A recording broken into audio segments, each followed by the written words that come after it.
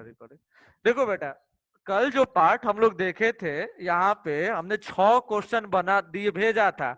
अच्छा अवन आपका तो नहीं बना था। कुणाल आपका सारा क्वेश्चन बन गया था 6 तक?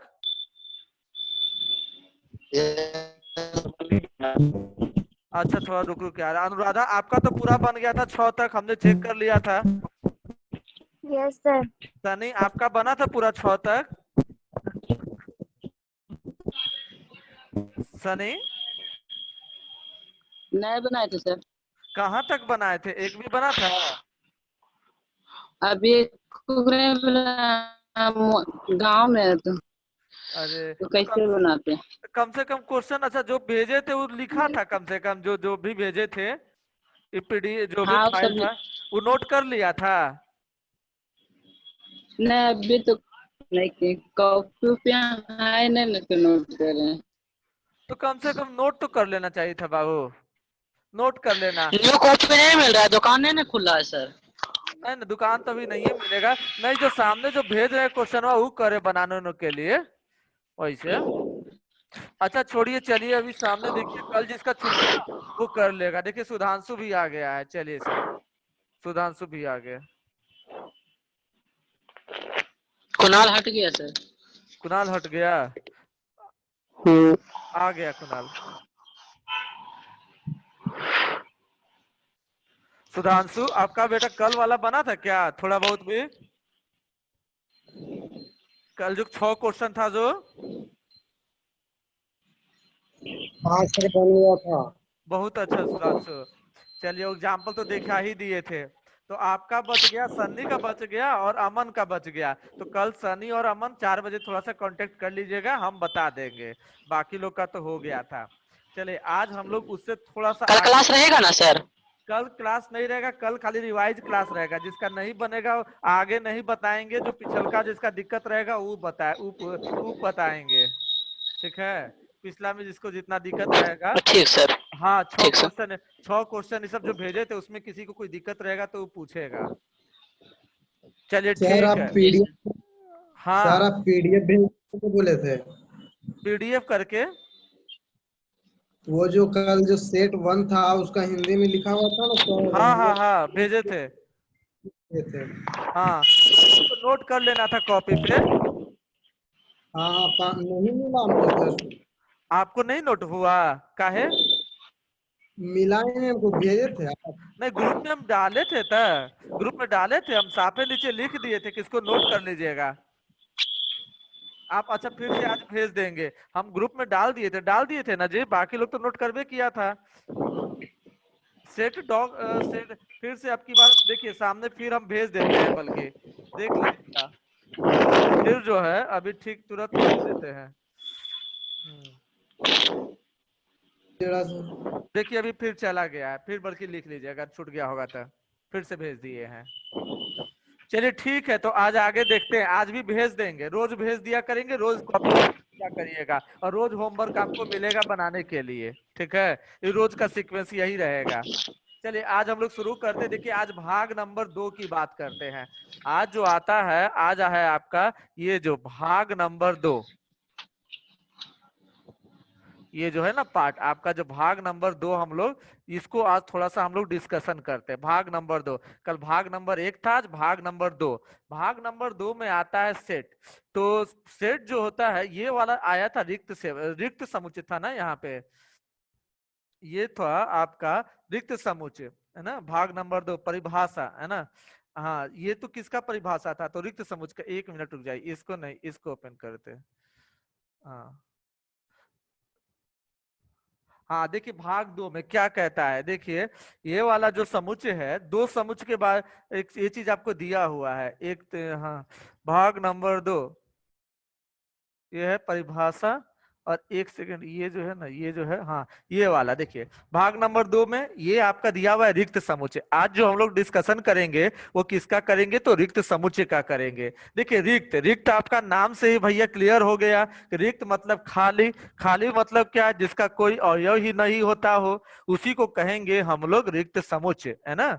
यानी एक ऐसा समुच्चय जिसका कोई अवयव आपका नहीं होता हो, ऐसे समुच्चय को हम लोग रिक्त समुच्चय कहते हैं।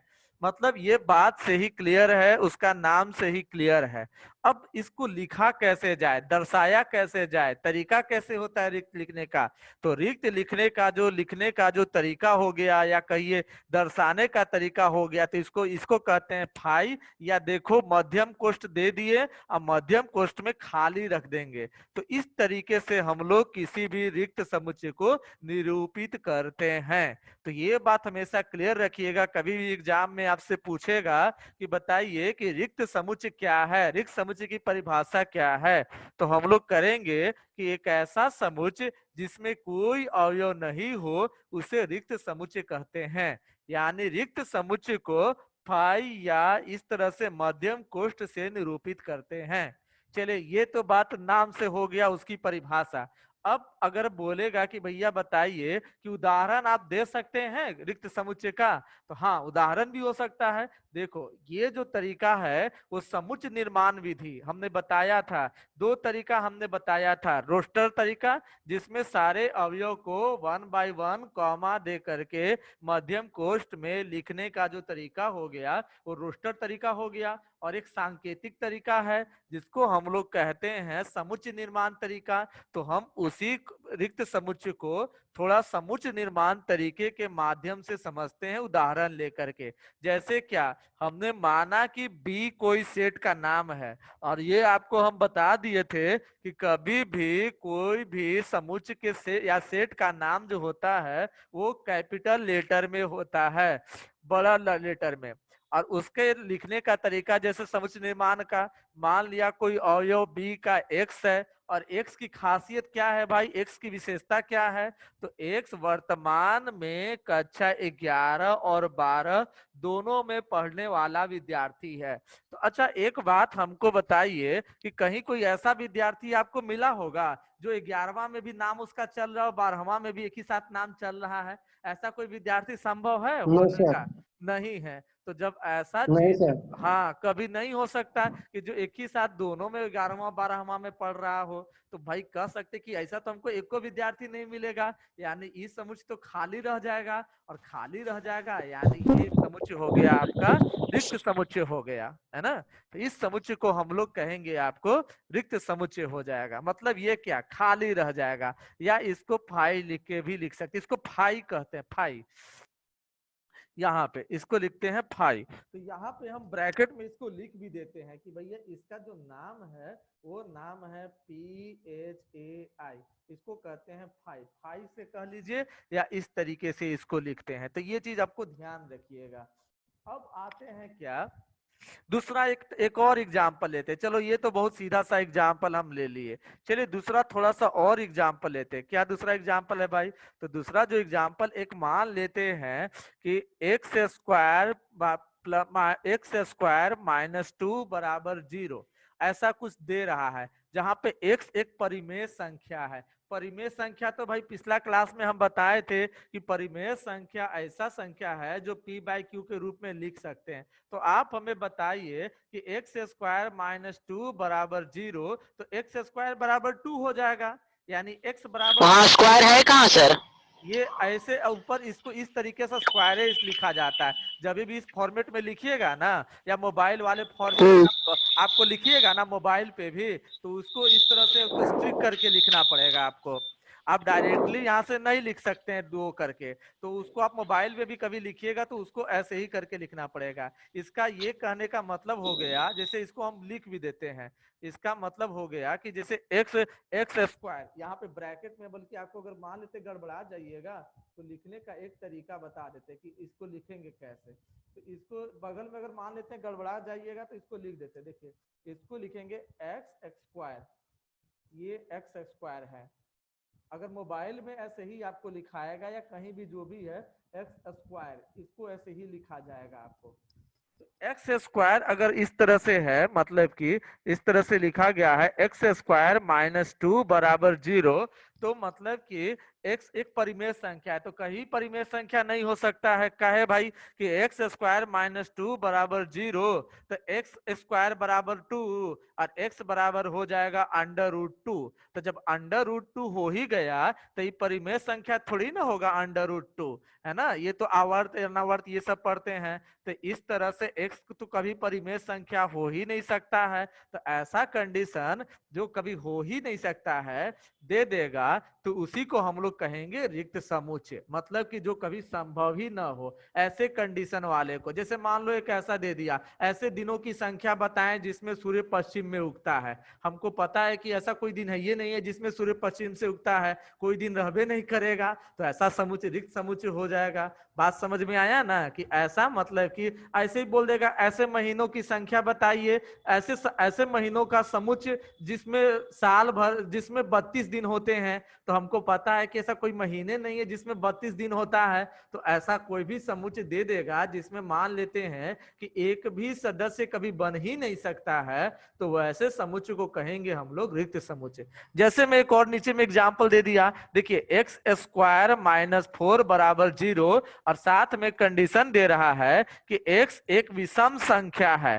तो भाई आपको पता है कि एक्स स्क्वायर माइनस 4 बराबर 0, तो एक्स स्क्वायर बराबर हो जाएगा 4 और एक्स स्क्वायर बराबर 4 तो x बराबर 2। अब जब x बराबर 2 है तो 2 तो एक सम संख्या है। तो ये तो बोला है कि भाई x एक विषम संख्या है। तो ऐसा कहीं या तो ये गलती बोल रहा है या तो ये गलत बोल रहा है। तो कहीं भी ऐसा दिखे कि या तो ये आपको गलत दे दे या ये स्टेटमेंट गलत दे दे, दोनों मिलान न हो आपस में, तो ऐसे चीजों को भी कहते हैं हम लोग रिक्त समुच्चय। ये चीजों को ध्यान रखिएगा। और देखिए और बेटा और आगे हम लोग देखते हैं रिक्त समुच्चय के एग्जाम्पल में और चीजें आगे देखते हैं।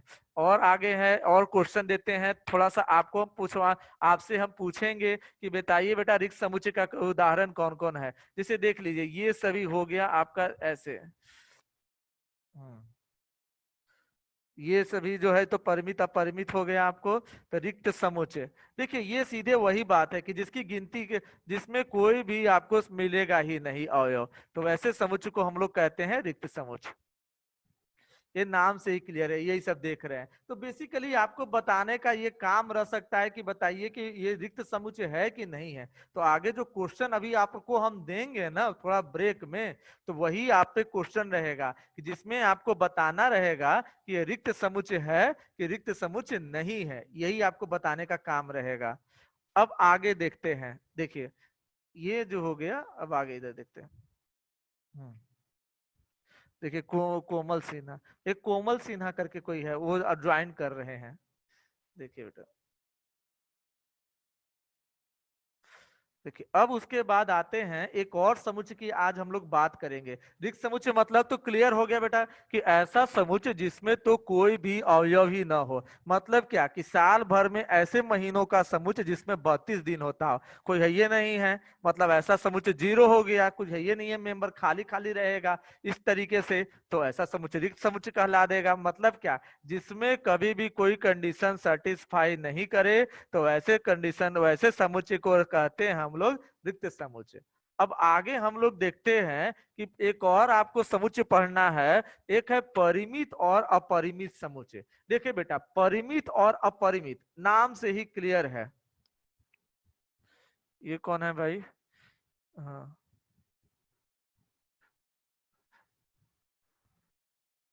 देखो बेटा नाम से ही क्लियर है। नाम से क्या क्लियर है कि परिमित, परिमित मतलब क्या, जिसकी गिनती की जा सकती हो उसे हम लोग परिमित कहते हैं। और ऐसा समुच्चय जिसके अवयवों की गिनती नहीं की जा सकती उसे अपरिमित हो गया। नाम से ही क्लियर है परिमित और अपरिमित मतलब क्या, ऐसा समुच्चय जिसमें अवयवों की गिनती संभव हो उसे परिमित समुच्चय कहते हैं। और ऐसा समुच्चय जिसमें अवयवों की गिनती संभव नहीं हो उसे अपरिमित समुच्चय कहते हैं। अमन जी सब याद रखिएगा ध्यान से, नाम से ही क्लियर है। समझ लीजिएगा तो एकदम आसान, और नहीं समझिएगा तो एकदम भारी, एक को नहीं बनेगा, ये गारंटी है। तो खाली बस समझने का बात है। देखिए नाम से ही क्लियर है कि ऐसा समुच्चय जिसके अवयव की गिनती की जा सके उसे परिमित समुच्चय कहते हैं, और ऐसा समुच्चय जिसके अवयव की गिनती नहीं की जा सके उसे अपरिमित समुच्चय कहते हैं। इस चीज को हम लिख दिए हैं। ऐसा समुच्चय जो रिक्त हो या जिसके अवयव की गिनती की जा सके उसे परिमित समुच्चय कहते हैं, अन्यथा वह एक अपरिमित समुच्चय हो जाएगा। तो ये एक नाम से क्लियर रखिएगा परिमित और अपरिमित का। जैसे उदाहरण यहाँ पे हम काफी उदाहरण देख रहे हैं। देखिए उदाहरण क्या क्या हो जाता है भाई परिमित और अपरिमित का। देखिए उदाहरण जो बात करते हैं, उदाहरण में क्या क्या है। जैसे में मान लेते हैं कि यदि बोल दिया कि सप्ताह के दिनों का समुच्चय, भाई सप्ताह में हमारे कितने दिन होते हैं, तो 7 दिन होते हैं, तो सातों की गिनती की जा सकती है। तो भाई अगर सप्ताह के दिनों का समुच्चय है तो वो आपका हो जाएगा परिमित समुच्चय। बात समझ में आ गया, क्योंकि सप्ताह के दिनों की गिनती की जा सके। अगर मान लो इसी तरह से एक और दे दिया कि साल भर के महीनों का समुच्चय, तो भाई साल भर में हमें पता है कितने महीने होते हैं, तो उनको लिख सकते हैं 12 महीने, तो उनका समुच्चय भी परिमित समुच्चय हो गया। एक और एग्जाम्पल देख लेते हैं, जैसे साल भर के दिनों का समुच्चय, तो वो एक परिमित समुच्चय हो गया। पता है साल भर में या तो 365 या 366 दिन होंगे, तो उनका समुच्चय भी परिमित समुच्चय हो गया। सीधी सीधी बात है, जिनकी गिनती हमको पता है, जिसके अवयव की गिनती हो सके उसे परिमित समुच्चय कहते हैं, जिसके अवयव की गिनती नहीं हो सके उसे अपरिमित समुच्चय कहते हैं। जैसे अब और एग्जाम्पल देखते हैं, जैसे मान लिया कि यदि एस कोई समुच्चय का नाम है, तो यदि समुच्चय एस जो है समीकरण एक्स स्क्वायर माइनस 16 बराबर 0 के हल का समुच्चय है, तो एस एक परिमित समुच्चय होगा। तो भाई हाँ क्लियर है, कहे कि भाई एक्स स्क्वायर माइनस 16 बराबर 0, तो एक्स में या तो +4 होगा या तो -4 होगा, दो ये गो अवयव बनेगा। तो इस तरह से उसका जो भी हल आएगा उसका समुच्चय बनाएंगे तो एक परिमित समुच्चय होगा। काहे भाई, तो इसके अवयव की गिनती हो रही है। उसी तरह से जी दे दिया किसी सरल, अब देखिए अपरिमित की बात करते हैं, ये तो परिमित हमको आ गया, अब अपरिमित की बात करते हैं। जैसे अपरिमित में क्या हो गया बेटा, जैसे मान लेते हैं कि बोल देता है कि इवन नंबर का समुच्चय, मतलब कि सम संख्याओं का समुच्चय। अब भाई सम संख्याएं कितनी है इसकी गिनती तो करना बड़ा मुश्किल है टोटल, तो ऐसा जो समुच्चय बना देगा वो अपरिमित हो जाएगा। जैसे धनात्मक पूर्णांकों का समुच्चय, अरे भाई धनात्मक पूर्णांक तो हजारों हजार हो जाएगा, अब कितना गिनती करेंगे, तो वैसा जो भी समुच्चय हो जाएगा अपरिमित समुच्चय हो जाएगा। उसी तरह से सारी परिमेय संख्याओं का समुच्चय, तो भाई अब परिमेय संख्याएं तो बहुत सारी हैं, अब उनका गिनती तो नहीं संभव है, तो ऐसा समुच्चय कहला जाएगा अपरिमित समुच्चय। उसी तरह से बता दिया कि यदि प्राकृत संख्याओं का समुच्चय, आपको पता है कि प्राकृत संख्या तो बहुत सारी है नेचुरल नंबर, तो ऐसा समुच्चय आपका अपरिमित समुच्चय कहलाएगा। जैसे में अगर बोल दिया कि अगर किसी सरल रेखा पर स्थित बिंदुओं का समुच्चय, मतलब क्या है, सरल रेखा पर अगर बिंदु हम कभी काउंट कर ही नहीं सकते कुल कितना बिंदु है, तो उनका जो भी समुच्चय कहलाएगा वो भी एक अपरिमित समुच्चय कहलाएगा। तो ये सभी आपका एग्जाम्पल हो जाता है। अब हम देखते हैं जो आपको आएगा कि सर बोलिएगा कि सर अच्छा इस पर क्वेश्चन कैसे रहेगा परिमित और अपरिमित का, तो थोड़ा सा हम एग्जाम्पल आपको एक क्वेश्चन से अवगत कराते हैं, थोड़ा ध्यान से समझिएगा। देखिएगा क्वेश्चन भी देते हैं, देखिएगा सामने आपको दो परिमित और अपरिमित तो दिख ही रहा है, दिख ही रहे हैं कि अपरिमित समुच्चय हो गया, तो ये आपका परिमित का एग्जाम्पल हो गया। अब नीचे में आप देखिएगा, बताइए, देखिए सामने छठा नंबर क्वेश्चन आपको दिख रहा है, एक सेकंड, हाँ छठा नंबर जो है, हाँ छठा नंबर क्वेश्चन दिख रहा है। बताइए पहला वाला जो है वो क्वेश्चन पहले देखिए, बताना है आपको क्या, देखिए छठा में बताना क्या है आपको कि इसमें से कौन सा आपका परिमित समुच्चय है और कौन अपरिमित समुच्चय है। अच्छा छठा नंबर का पहला जो है वो परिमित समुच्चय है कि अपरिमित समुच्चय है, बताइए तो अमन जी, पहला वाला जो है को छठा नंबर का वो परिमित समुच्चय है कि अपरिमित समुच्चय है। परिमित है। हाँ कहे कि इसमें दो ही गो उसका हल निकलेगा तो इसको हाँ। परिमित कहेंगे। अच्छा दूसरा वाला सुधांशु, परिमित समुच्चय है कि अपरिमित समुच्चय है। अपरिमित है सर। दूसरा वाला अपरिमित है, बताइए था दूसरा वाला नहीं सर, हाँ परिमित है सर। परिमित है, काहे कि एक्स स्क्वायर बराबर 4 दिख रहा है, तो जाहिर सी बात है हाँ सर। एक्स बराबर +2 होगा, नहीं तो -2 होगा, दो ये को हो ही रहा है, तो इसीलिए परिमित हाँ हो सर। गया। अच्छा तीसरा वाला परिमित है। बताइए सुधांशु जी, परिमित समुच्चय है कि अपरिमित समुच्चय है तीसरा वाला? तीसरा वाला अपरिमित है सर। तीसरा वाला अपरिमित है। हाँ सर। कैसे अपरिमित है तीसरा वाला भाई? एक्स का वैल्यू 1/2 है ना आएगा।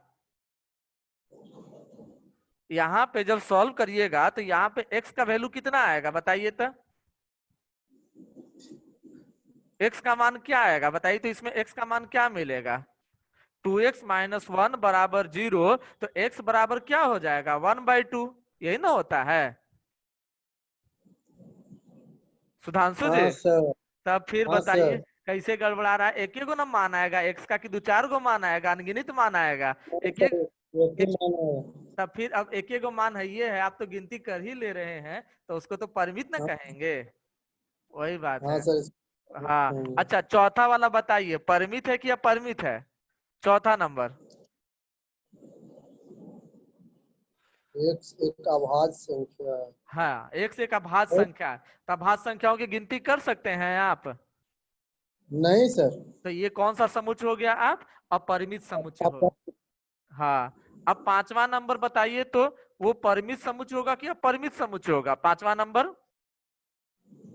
अपरिमित होगा सर। एक्स विषम संख्या है तो हम विषम संख्या कितना गिनेंगे सर? कितना गिनेंगे, तो ये तो अपरिमित हो गया। चलिए यही सब क्वेश्चन आपको रहेगा, थोड़ा देर बाद हम देंगे बनाने के लिए, इस पर बनाइएगा। ये तो हो गया परिमित और अपरिमित का। अब आगे आते हैं, देखिए तो विषम प्राकृत संख्याओं का समुच्चय।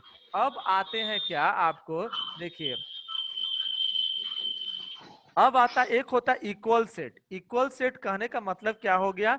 समान। इक्वल सेट मतलब क्या? एक तीसरा वाला एक एग्जांपल देखे, तीन एग्जांपल देखे हमने। एक हमने देखा रिक्त समुच्चय का उदाहरण देखा, जिसमें कोई अवयव संभव ही ना हो। दूसरा देखा हमने परिमित अपरिमित का, परिमित जिसमें अवयवों की गिनती की जा सकती हो, अपरिमित जिसमें अवयवों की गिनती नहीं की जा सकती हो। और इधर जो तीसरा हम लोग देख रहे हैं, वो दिख रहा है आपका समान समुच्चय। समान से नाम से ही क्लियर है कि जिसके अवयव बराबर बराबर हो। मतलब क्या? जो ए में अवयव है वही बी का अवयव है, जो बी का अवयव है वही ए का अवयव है। तो ये दोनों जब अवयव एक दूसरे के बराबर बराबर होंगे, तो वैसे समुच्चय को कहेंगे हम लोग समान समुच्चय। यानी इसका मतलब क्या हो गया? इसका मतलब ये हो गया कि यदि, है ना, यदि दो समुच्चय ए और बी दोनों में समान अवयव हो, तो ऐसे समुच्चय को समान समुच्चय कहते हैं। और उसे देखिए, समान मतलब इक्वल, इक्वल मतलब बराबर, यानी ऐसे समुच्चय को हम लोग लिखेंगे ए बराबर बी। ए बराबर बी करके लिखेंगे। उदाहरण के लिए भी हमने बता दिया। उदाहरण कैसे भाई? यदि मान लिया कि समुच्चय ए में आपका जो अवयव है वो है 1 2 3 4, और बी का जो अवयव है वो है 3 1 4 2, तो हम देख के ही कह सकते हैं कि ए और बी, जो अवयव ए में है वही अवयव बी में भी है, और जो अवयव बी में है वही अवयव आपका ए में भी है। तो ऐसे समुच्चय को हम क्या कहेंगे? तो भाई समान समुच्चय कहेंगे। समान समुच्चय मतलब क्या? जिसमें अवयव दोनों में एक ही रहेंगे, तो वैसे समुच्चय को हम लोग समान समुच्चय कहेंगे।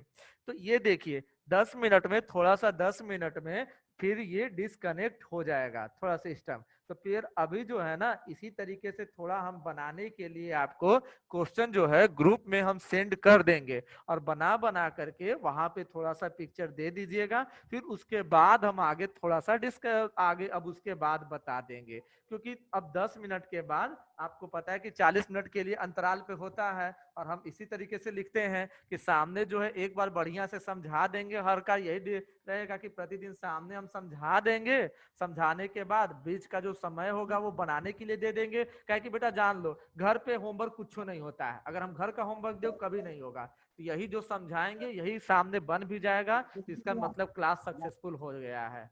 तो अभी जो है थोड़ा देर के बाद हम इस चीज को डिस्कनेक्ट कर देंगे।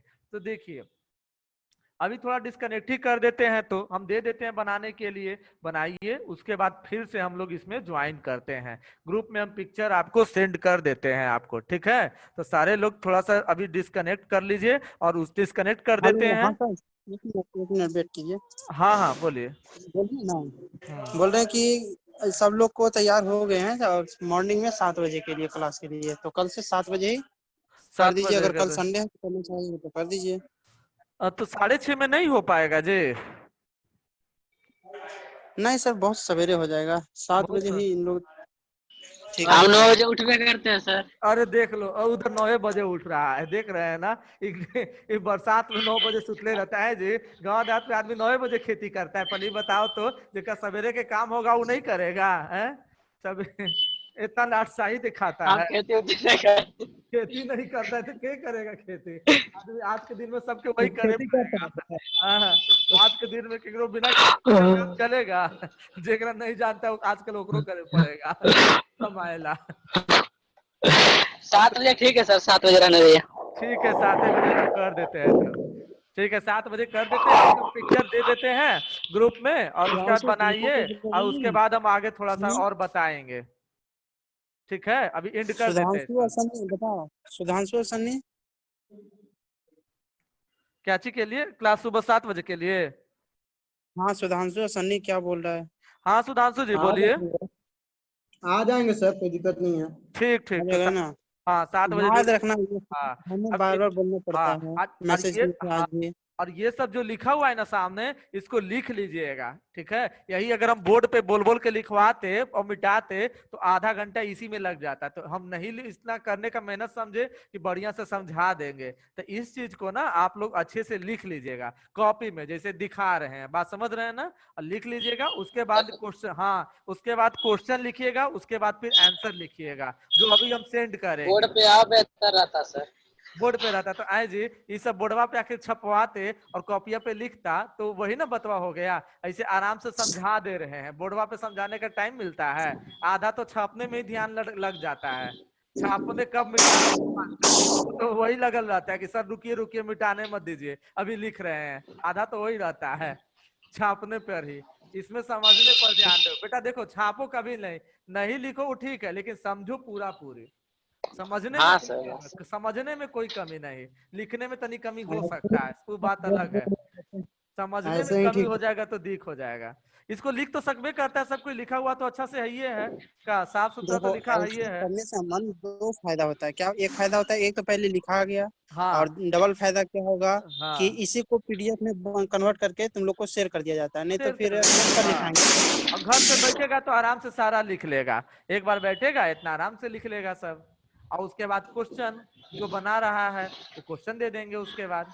ये चीज सही रहेगा। जब बोर्ड पर लिखाएंगे फिर दोबारा पीडीएफ में बनाने के लिए कितना लिखना लिखेगा पड़ेगा। बोर्ड पे? हम परेशान है परेशान, और तू भी छापते छापते परेशान, कितना समझेगा? हैं? कितना समझते समझते ही रहेगा तेरा। तो वही बात है।